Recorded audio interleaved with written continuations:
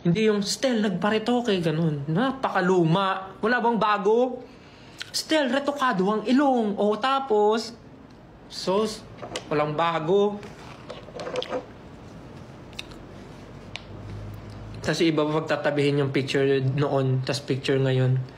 Tapos, marunong din naman ako mag-edit. Mas maganda pa. Ito naman. Pa-edit mo na lang sa akin, libre. Sabihin mo, kahit anong gawin mo, kung hindi naman, kung wala rin naman silang pakialam or hindi sila nakikinig, parang mapapagod lang tayo kakasabi ng kakasabi. So, pagka hindi natin pinansin, tas ma-feel nila na parang, wala na palang effect, parang sila na lang yung mapapagod. So, hayaan na lang natin sila. I know, mali yung ginagawa nila, mali yung bullying, mali yung ginagawa nila na bashing. Pero kasi, parang tayo lang yung mapapagod. Pag paulit-ulit natin sinasaway, pag paulit-ulit tayo sumasagot sa kanila on social media, parang tayo lang yung napagod. And mas nanalo pa sila kasi yun yung goal nila eh. Asarin ka.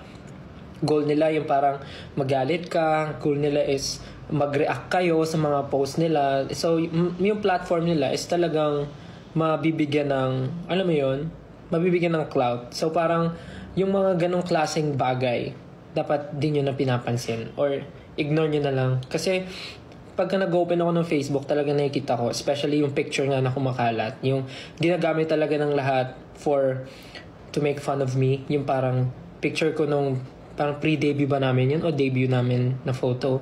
Ginagamit nila sa kahit saan, sa mga memes, sa mga kung ano-anong bagay, kino-compare nila sa ibang mga artists, ibang P-pop idols, tapos parang sinasabi nila maasim, gano'n-gano'n. And ako, hindi ako nasasaktan kasi parang unang-una sa lahat, proud ako dun sa photo na yun.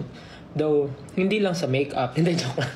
I mean, proud ako dun sa picture na yun. Kasi, kahit anong gawin natin, part pa rin siya ng past ko. And proud ako dun kasi yun yung reason bakit ako nandito ngayon.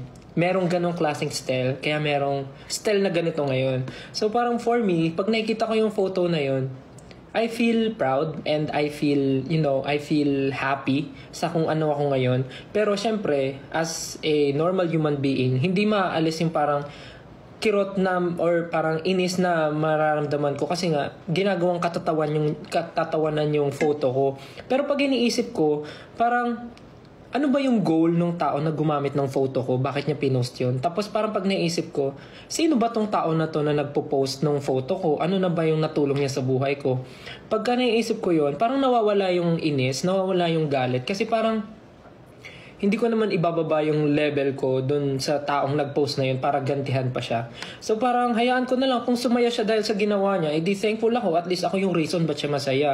Hindi na ako bababa sa level niya na parang papatulan ko pa siya, or parang hindi na ako bababa sa level niya na parang gaganti ako, ibibigay ko yung same energy na ginawa niya sa akin. So parang hayaan ko na lang kasi kahit ano namang gawin ko, ako talaga yung nasa photo, and ulitin ko, I feel proud every time na nakikita ko yung photo na yun. Kasi that's me before. And that's me nung mga panahon na gusto kong maabot yung dreams na meron ako ngayon. So parang hindi ko mabubura yung photo na yun dahil part siya ng past ko. And I feel proud on that photo kasi ako yun. And yun yung isa sa naging inspiration ko para pagpatuloy ko kung ano yung gusto ko pang gawin until now. So, but yung mga fans, yung 18, I totally understand yung mga nararamdaman nyo kasi you want to pagtanggol kami, parang gusto nyo na mawala yung mga bashing. Unang-una sa lahat, yung bashing and yung mga bullies, hindi talaga natin sila maaalis dito sa mundo dahil ano talaga sila. Ayoko sabihin dahil alam nating masama yung ginagawa nila and kampo na talaga sila. Anyway, yung mga bully talaga, like, kaya ibalik natin yung energy na binibigay nila sa atin, imbis na awayan natin. Pakitaan na lang natin ng magandang bagay. Kasi pagka pinatulan mo kasi, mas lalo silang, alam mo yun, mas lalo silang magagalit, matutuwa sila, tas sabihin nila, sige, asarin ko pa to, awayin ko pa to. Parang gano'n. Kung pakitaan nyo na mabuting bagay, at least nare-realize nila na parang, ang bait naman nito, ang sama ko palang tao. So parang pa-realize na lang natin na apakasama ng ugali nila. Wag na natin patulan.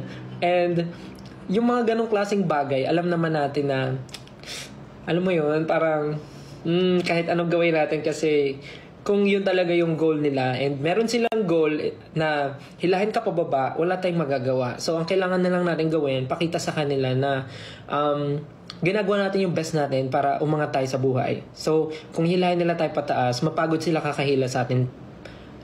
Kung hihilahin nila tayo pababa, hayaan mo sila, mapagod sila kakahila sa atin pababa kasi never naman tayo bumababa. Patuloy tayong umaangat kasi alam natin mabuti yung ginagawa natin. So, that's fine. Mas masarap matulog sa gabi na alam mong wala kang inaapakang tao. 'Di ba? Mas masarap matulog sa gabi. Mas masarap gumising sa umaga pag alam mong maraming taong nag-aantay sa iyo and excited kang makita. Yun yung mas mahalaga. Yung mga ganong klaseng tao, hayaan nyo na kasi for sure may gagawin si God sa kanila. And one thing pa,